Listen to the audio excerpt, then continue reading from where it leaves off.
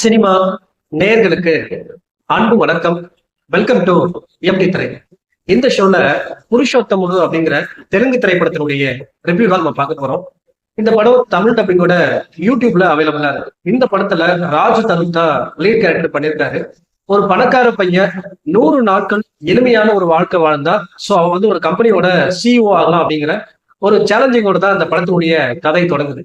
இந்த படத்தினுடைய கதை அப்படின்னு நீங்க பாத்தீங்க அப்படின்னா, ஒரு பணக்கார குடும்பம் இருக்கு. சோ அந்த குடும்பத்துக்கு ஒரு ஒரு வழக்கு இருக்கு. என்ன அப்படின்னா, சோ அவங்க கம்பெனியோட சிஇஓ ஆகணும் அப்படின்னா, சோ அந்த ஃபேமிலில இருந்து வரவங்க 100 நாட்கள் ஒரு எளிமையான ஒரு வாழ்க்கை வாழணும் அப்படிங்கிற ஒரு சேலஞ்சிங்.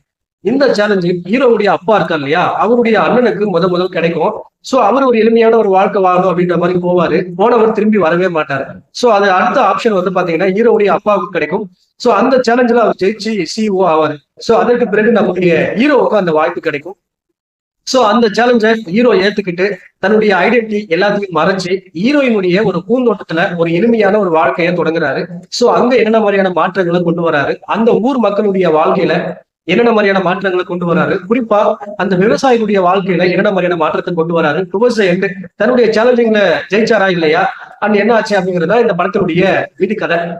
இந்த படத்தை பத்தி ஆலோசனம் அப்படின்னா, தமிழ் சினிமாவில இந்த மாதிரியான கதைக்களம் கொண்ட படங்கள் எக்கச்சக்கமா வெளிவந்திருக்கு. குறிப்பா அடுத்த வாரிசுல தொடங்கி தம்பிக்கு எந்த ஊரு, அதே போல பிச்சைக்காரன், இப்படி எக்கச்சக்கமான படங்கள் வெளிவந்திருக்கு. அந்த படங்கள்லாம் ஜெயிச்சதுக்கு ஒரு முக்கிய காரணம் என்ன அப்படின்னா, சோ அந்த ஒரு பணக்கார வாழ்க்கையில இருந்து அந்த ஒரு எளிமையான வாழ்க்கை வாழ்ந்து இருக்கக்கூடிய அந்த சேலஞ்சிங்.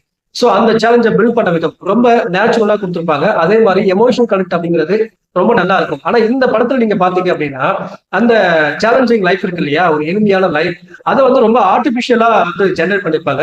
குறிப்பா எமோஷனல் கனெக்ட் அப்படிங்கிறது பெரிய அளவுல கனெக்ட் ஆகல. அதே போல இந்த படத்தினுடைய கிளைமேக்ஸ் முடிச்சதும் ரொம்ப நீட்டா முடிச்சிருந்தாங்க. And towards end Prakash Raj பேசுற அந்த விஷயங்கள், அவர் பண்ற அந்த கேமியோ எல்லாமே நீட்டா ரசிக்கிற மாதிரி இருந்துச்சு. ஆனா ஓவராலா ஒரு கம்ப்ளீட் டிராமாவா பார்க்கும்போது அந்த சேலஞ்சிங் லைஃப் இருக்கு இல்லையா, சோ அது ரொம்ப ஆர்டிபிஷியலா ஜெனரேட் பண்ணிருப்பாங்க. எமோஷனல் கனெக்ட் அப்படிங்கிறது பெரிய அளவுல கனெக்ட் ஆகல. அதே போல இன்டர்வல் பிளாக்ல வந்து பாத்தீங்கன்னா ஒரு போலீஸ் அரெஸ்ட் சீன் மாதிரி வச்சிருப்பாங்க. சோ அதுவுமே கொஞ்சம் ஆர்டிபிஷியலா இருந்த மாதிரி தான் இருந்துச்சு. பட் கதையில கொஞ்சம் இன்னும் கான்சன்ட்ரேஷன் பண்ணிருக்கலாம். அந்த அதே போல அந்த அந்த லைஃப் சேலஞ்சிங் லைஃப், ஒரு எளிமையான வாழ்க்கை வாழ்ற லைஃப், அதை இன்னும் கொஞ்சம் பெட்டரா ஜெனரேட் பண்ணிருக்கலாம். அதெல்லாம் பண்ணியிருந்தாங்க அப்படின்னா இன்னும் இந்த படம் கொஞ்சம் பெட்டரா அமைஞ்சிருக்கும். ஓவராலா இந்த படம் ஒரு பிலோ ஆவரேஜ் படம் தான். இந்த படத்துக்கு எம்பி திரை கொடுக்குற ரேட்டிங் 5.2.5. அடுத்த மாசத்துல சந்திக்கிறேன். நன்றி, வணக்கம்.